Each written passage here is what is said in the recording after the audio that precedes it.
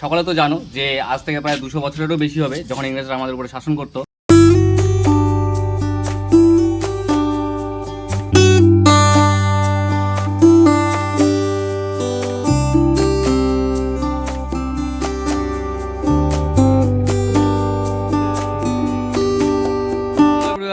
আমি রাম, তোমাদের সকলকে স্বাগত জানাই আর একটা নতুন ভিডিওতে। তো তোমরা এখন দেখতে পাচ্ছ আমি কোথায় আছি। আমি এখন আছি এই যে নীলকুঠিতে, নীলকুঠি হেরিটেজ। তো এটা একটা অনেকটা পুরনো জিনিস আর কি, পুরনো জায়গা। তো চলো তোমাদেরকে সেটাই দেখাবো, সেই বিষয়ে কিছু বলবো। চলো গাইজ এখন ভিতরে যাওয়া যাক। আর আমি এসছি, সাথে তরুণ ভাই এসছে, বিবেক ভাই এসছে, বিবেকের বাইরে আছে। আর আমরা এসছি একদম ভর দুপুরে গাইজ, প্রচন্ড রোদ্র আছে এখন। তো হ্যাঁ আমাদের একদম পুরো গায়ে একদম জলে একদম ঘেমে গেছি রোদ্রুতে, গরমের রোদ্রুতে। তো চলো গাইজ এখন তোমাদের ভেতরে নিয়ে যাই, ভেতরে নিয়ে গিয়ে দেখাবো কেমন কি, কোথায় কি হয়েছিল না হয়েছিল। আর এখানকার আশেপাশে যে লোকজনেরা আছে সবাই বলছে যে এটা নাকি অনেক পুরনো, প্রায় 300-400 বছরের পুরনো। সকলে তো জানো যে আজ থেকে প্রায় 200 বছরেরও বেশি হবে যখন ইংরেজরা আমাদের উপরে শাসন করতো, আমাদের ভারতীয়দের উপরে। তো তার আগেও এটা বানানো, আর এটা এখনও আর কি সংগ্রহ করে রাখা হয়েছে অ্যাকচুয়ালি। তো করে রাখা হয়েছে বলতে অনেক কিছু, মানে ভাইরা যখন এসেছিল 4-5 বছর আগে তখন অনেক কিছুই ছিল বলতেছে ওরা, আর এখন অনেক কিছুই নাকি নেই, ভেঙে গেছে কিংবা নষ্ট হয়ে গেছে কোনো কিছু। তো এখন যা কিছু আছে তা কিছুই তোমাদের সাথে শেয়ার করবো। তো চলো তোমাদেরকে দেখাই কি আছে না আছে। এই যে এটা যেহেতু অনেক বছরের পুরনো, কিন্তু একটু মডিফাই করা হয়েছে। যেমন এই রাস্তাটা, এই রাস্তায় পাথর বসানো হয়েছে। আর ওদিকটায় পরে দেখাচ্ছে, এই দিকটা দেখাই। এখানে একটা মানে কুয়োর মতো আছে। তো মানে এই যে এটা একটা কুঠি নীলকুঠি, এই যে লেখা আছে নীলকুঠি এখানে। তো চলো এটার উপরে গিয়ে দেখাই তারপর তোমাদেরকে যে কি আছে। এই যে সিঁড়িটা যেহেতু অনেক বছরের পুরনো, তো এটা মানে এই মিডিলটা যেটা ছিল ওটা ঝাম ধরে ভেঙে গেছে আর কি। চলো উপরে উঠি। মানে দেখা যায় না। এই যে এটা কুঠিটা, সম্ভবত এখানে মানে যে নীল চাষ করা হতো, নীল চাষ করে যে নীলগুলো নিয়ে আসা হতো, সেই নীলগুলো এখানে রেখে হয়তো মানে সংগ্রহ করা হতো এখান থেকে, তারপরে যা কিছু করা হতো আর কি। এখন যদিও নোংরা হয়ে গেছে, আর সবাই বলছে এটা অনেক পুরনো, বাট আমার মনে হচ্ছে অতটাও পুরনো না, হয়তো মডিফাই করা হয়েছে, কারণ এই যে স্টার ইট দিয়ে বানানো হয়েছে।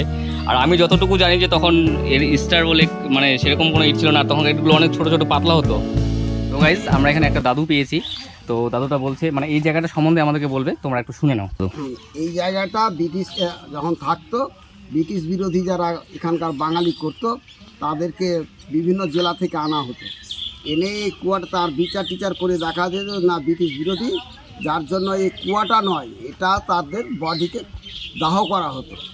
এখানে অনেক বডি বাঙালির, আদিবাসী, ভারতীয়দের হাজারো হাজারো বডি পুরানো হয়েছে। একটা লোহার চাদর আছে, সেই চাদরটা যখন নিচ দিয়ে কাঠ দিয়ে উত্তপ্ত করা হতো, সেই কোথাও বেরোতে পারতো না, ওখানে জলে তার বডিটা ভস্মীভূত হতো। আচ্ছা আচ্ছা, এই হচ্ছে ব্রিটিশদের কার্যকলাপ।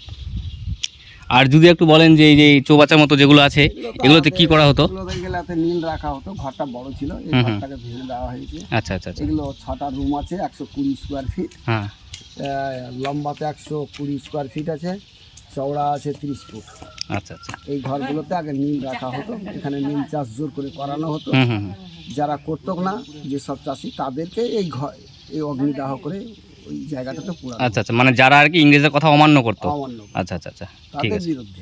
আচ্ছা আচ্ছা ঠিক আছে। তো দাদুটা আমাদের যে কথাটা বললেন, তো আমরা এখন সেটাই মানে ট্রাই করতে যাচ্ছি, দেখতে যাচ্ছি অ্যাকচুয়ালি। তো আমরা অনেকক্ষণ ধরে সেখানে গিয়ে দেখলাম, বাট সেরকম কিছু দেখতে পাইনি। তো দাদুটা বললো, তাই এখন যাচ্ছি, গিয়ে দেখি কেমন কি দেখা যায় কিনা। তো গাইজ তোমাদের একটু আগে যেটা বললাম যে এই কুয়োটার মধ্যে নীল এনে সংগ্রহ করে রাখা হতো, ঠিক সেটা না। তো আমাদের দাদুটা যেটা বললেন যে এই জায়গাটায় মানে যারা ইংরেজদের কথা অমান্য করতো, তো তাদেরকে এখানে নিয়ে এসে দাহন করা হতো, পুরানো হতো আর কি। তো সেই জন্য এই কুটিটা বানানো হয়েছিল। আর যেহেতু আমরা অত কিছু জানতাম না, রিসার্চ করিনি এটার ব্যাপারে, তাই তখন আমি তোমাদেরকে বলে দিয়েছিলাম যে এখানে নীল সংগ্রহ করে রাখা হতো বা সেরকম কোনো কিছু। তো এখন বিবেক ভাই বলছে এখানে নামবে, নেমে দেখবে। তো চলো দেখি। নাম তো ভাই, আরে উতরেন না। তো গাইস এই যে এই কুয়োটা যে আছে, কুয়োটার নিচে একটা লোহার প্লেট দেওয়া আছে। দাদু যেটা কথা বললেন যে 500 বছর পুরনো।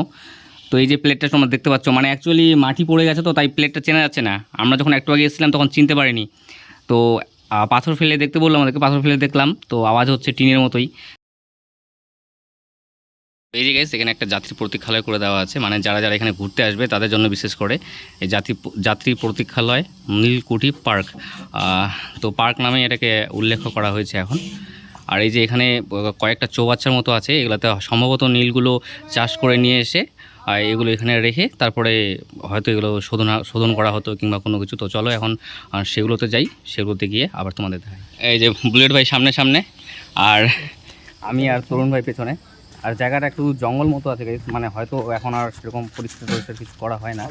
আর এই যে এখানে একটা মঞ্চ মতো করা আছে, ঠিক জানি না এখানে কি করা হতো, তবে মনে হচ্ছে এটা মানে বেশি দিন হয়নি করার, কারণ এটা নতুন নতুন লাগতেছে। বাট এই যে ওপরে ছাদের অবস্থা, একটাও টিন আছে, দুটো টিন আছে, বাট সব উড়ে চলে গেছে। তো গাইস এই সেই চৌবাচ্চাগুলো, দাদু একটুকে যেগুলো বললেন যে এগুলোর মধ্যে নীল চাষ যে করা হতো, নীল চাষ করে নীলগুলো এনে সংগ্রহ করে রাখা হতো। তো এখানে মোট 6টা ওই চৌবাচ্চা মতো আছে আর কি। এই যে 1 2 3 4 5 6টা চৌবাচ্চা আছে। তো এগুলোতে নীলগুলো এনে সংগ্রহ করে রাখা হতো, তারপরে ওগুলো শোধন করে মানে যা কিছু ইউজ করা হতো কিংবা কোনো কিছু।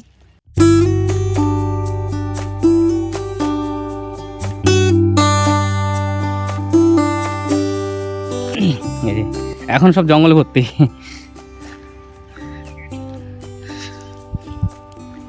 আর আমরা যে এসেছি এখানে আমাদের সাথে মানে আরও কয়েকটা ভাই এসছে আমাদের সাথে, না অ্যাকচুয়ালি ওরা আমাদের পরে এসছে, 4-5টা ভাই এসছে আরও।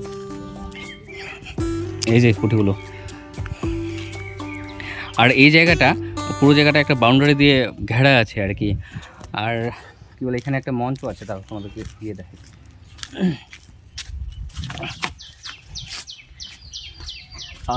ঠিক জানি না এটা কিসের মঞ্চ করা আছে। এই যে মঞ্চটা কল্যাণ মঞ্চ লিখে আছে, কল্যাণ মঞ্চ। কি এখানে কি করা হতো ঠিক জানি না সেটা, তবে মনে হচ্ছে এটা পরে বানানো হয়েছে, অনেকটা পরে বানানো হয়েছে, কারণ দেখে তাই মনে হচ্ছে অনেকটা নতুন নতুন লাগছে। আর নিচে টাইলস বসানো আছে কিছু। এত রোদ গাইস কী বলবো, ভর দুপুরে এসছে, এখন টাইম প্রায় মোটামুটি 12টা 12:30 একটা এরকম হবে। আর এই যে আমাদের গাড়িগুলো, এই যে আমার গাড়িটা, বুলেট ভাইয়ের গাড়িটা।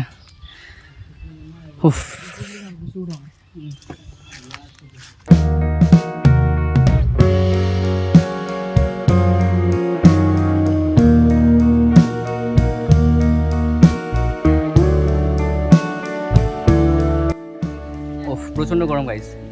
তো ভিডিওটা এই পর্যন্তই থাক। আর ভিডিওটা যদি তোমাদের ভালো লেগে থাকে তো লাইক কমেন্ট শেয়ার করে দাও অ্যান্ড ডু সাবস্ক্রাইব। আর দেখা হচ্ছে পরবর্তী কোনো ভিডিওতে, ততক্ষণ যেন ভালো থেকো, সুস্থ থেকো।